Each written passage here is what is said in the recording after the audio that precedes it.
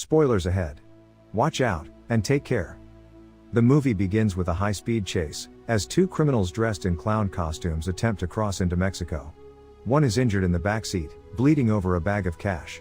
The escape car swerves off the road, approaching the border, while the driver accelerates along the wall, looking for any way to get to the other side. The burglars are being pursued by Mexican federal police and the U.S. Border Patrol, as they attempt to jump over the wall from a ramp. When the automobile crashes and lands on Mexican soil, the chase comes to an end. Officer Vasquez of the Mexican Federal Police and Bill of the United States Border Patrol both agree, the offenders will be apprehended by Americans. When Vasquez notices a sack of cash in the back seat, he has a shady deal with Bill, and uses it as leverage to get him to hand over the criminals. As a result, the American Border Patrol departs empty-handed, while two unknown cowboys observe from a safe distance. Vasquez employs modern Mexican police methods on the motorist, but is unable to determine who he is. Let's refer to the driver as Gringo, because he doesn't divulge his real identity. Vasquez and his associate, Romero, accept the money and book Gringo, who successfully provides them with unreadable fingerprints. They transport him to a holding facility once he's been processed, an overcrowded violent cesspool, where the offenders are armed, and there appear to be no regulations. Soon after, a gang of convicts attack him, attempting to steal his shoes, and brutally abusing him. Following that, the detainees are greeted by the warden, who informs them that they will be taken to the main prison, El Pueblito. Soon, an American consulate officer Jack arrives, and asks about the American prisoner, to which he replies they'll chat later and sort things out. Even though this is not Gringo's first time in jail, he is perplexed when they transport him to Gen Pop. There are stores, food carts, tattoo parlors. He notices the man who attacked him in jail while scanning the prison, and follows him. Gringo shoves his legs out of the bathroom, and knocks him unconscious, after making sure they're alone. He snatches his gun and belongings, concealing the gun in a bathroom stall, and flees with his money and a high-end watch. He then goes back to the courtyard, where the inmates are strewn on the filthy ground, and falls asleep. The detainees are transported to work at the prison's recycling facility the next day, where Gringo is restrained by several armed guards, as a nurse draws blood for an undisclosed experiment. Later, he spots a guy in a bathrobe and two of his men in a penthouse. He realizes they are most likely in charge of this location. In this small town, he learns that money can buy you some independence. To begin, he relieves the guards for a quarter, and takes the day off to do what he excels at. Gringo makes his way through the crowd, and discovers his first project, the money stashed in the drug den. He steals a can of cooking oil and uses it to set fire to a food cart, effectively distracting the audience, while leaving the money unguarded. He is able to steal the money, and depart as everyone hurries to put out the fire. A 10-year-old approaches him as he watches the cart burn, and asks for a smoke. When Gringo refuses, the child discloses that he witnessed him take the money, and threatens to report him if he doesn't. The boy lives in prison with his mother, and claims to be special. He also says that anyone with enough money can live inside the prison with their family, which means non-inmates are free to come and go as they like. While they're getting to know each other, the child's mother sees him smoking, and rushes him home. Following that, Jack pays Gringo a visit, in order to assist him in escaping from prison. Gringo, as usual, provides him with a bogus identity and backstory, while saying he did nothing wrong. Jack questions his narrative, and feels he's a professional crook, citing how he burned out his fingerprint. They can't work together because of the dishonesty, so they split off, with Gringo planning his own escape, and Jack pledging to find out the truth about him. Gringo leases a small cubicle from Carnal, the prison's real estate agent. Later at night, the prison king throws a lavish party for special inmates, complete with stunning party girls. Gringo looks through the window, and sees the warden among the inmates, but it's the Mexican child's mother who takes him by surprise. She almost shares a moment with Gringo, before approaching him and hitting him right in the jaw. The next morning, an inmate is shot dead in the courtyard, for trying a prison break, demonstrating that escape is not an option. When the child approaches Gringo, they discuss how the child's mother works for Javi, the prison king. He also informs that Caracas, Javi's brother, and Carnal, his cousin, are Javi's henchmen. Javi has a contract with the authorities, and can leave whenever he wants, but even the prison king must return to do his term. When he questions the child about the word special he mentioned earlier, and the blood sample they obtained from him, the child is unable to answer. Meanwhile, Jack is looking for Officer Vasquez and his partner, in order to learn more about the case. He discovers them floating around a whorehouse amid ladies, which makes him suspicious. On the visiting day, the child is fighting with another child, while their peers cheer them on. Javi and Caracas approach, and Javi instructs the latter to have the child's back. Gringo notices the boy removing a shank from his clothes, and follows them, ostensibly to kill Javi as they walk away. Gringo talks him out of it, wondering why he would want to kill the man. After an emotional exchange, the child discloses that Javi murdered his father, in order to steal his liver. Javi has an extremely uncommon blood type, so rare that they test all the inmates for compatibility, and so far, the kid and his father are the only matches. This is why the boy is remarkable. Javi looks after him so that he can use his liver when a new one is required. The impound yard with Gringo's escape car is Jack's next trip. He discovers two cowboys from the beginning of the movie rummaging through the automobile for their stolen money. They draw a pistol at him at first, but he can convince them to pay a decent amount in exchange for knowing where the money is. Later, Javi hosts a wrestling match, which Gringo and the youngster attend. The kid's mother arrives too, and invites Gringo to a beer, but the prison officer interrupts and informs Gringo that he has a guest. Officers Vasquez and Romero have arrived to figure out where the money came from, and who it belongs to. They attempt to terrify him into speaking, but Gringo reminds them they are the ones in danger, and must go quickly. The next day, Gringo and the youngster arrange a plan to bait Javi's henchmen, which include Carnal and his pal Carlos. The child walks past them, flaunting the previously stolen watch. When Carlos notices it, he chases the youngster into the alleys. Gringo seizes the opportunity and pickpockets Carnal. Later, the kid's mother invites Gringo in for a beer. They alternate recounting anecdotes about their former partners.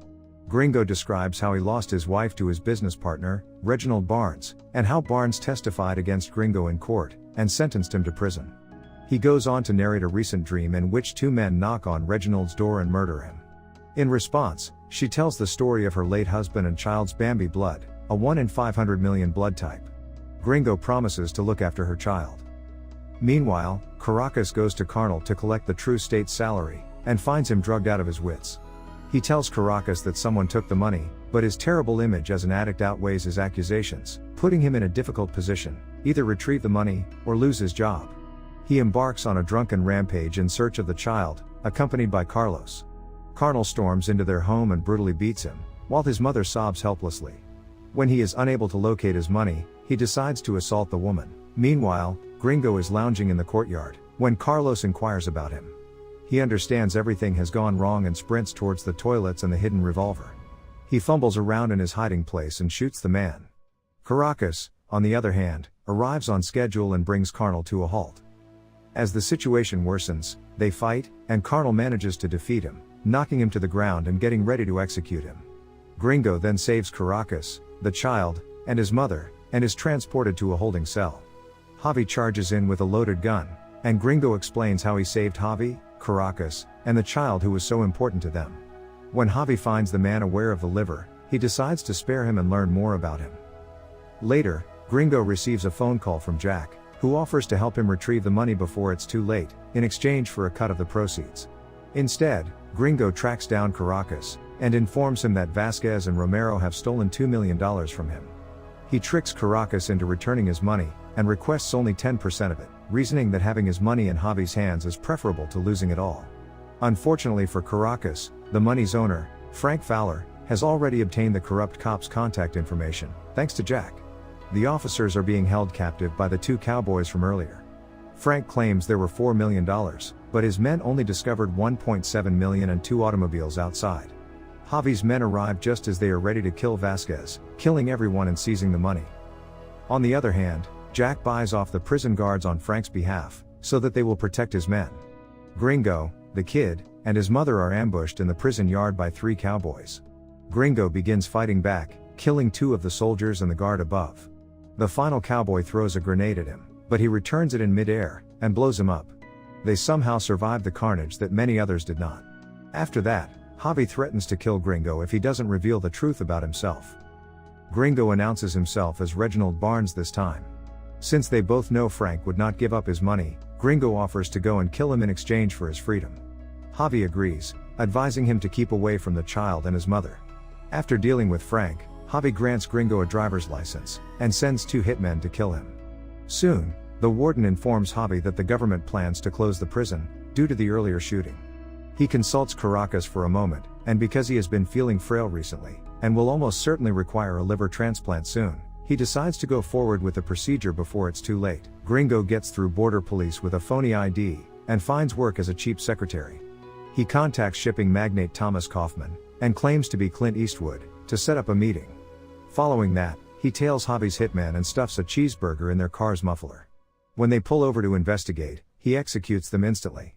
Meanwhile, the child's mother watches with dread as Javi's doctor pays him a visit, hinting that the transplant is close. She hurries over to her friend's house, conceals the child in a wall hole, and instructs him to remain there until everything blows over. Soon, Javi's men arrive and tie her up in a gloomy holding chamber. They abuse her mercilessly in order to shatter her spirit. As she struggles to maintain awareness, she notices her child has arrived to save her. He stands a few feet away from Javi, clutching a sharp shank in his hand, and stabs himself in the liver several times, in the hopes of saving his mother. They rush him to the nurse's station in order to preserve his liver. They decide to undertake the surgery later at night, once his health has stabilized. Elsewhere, Gringo is working on his proposal.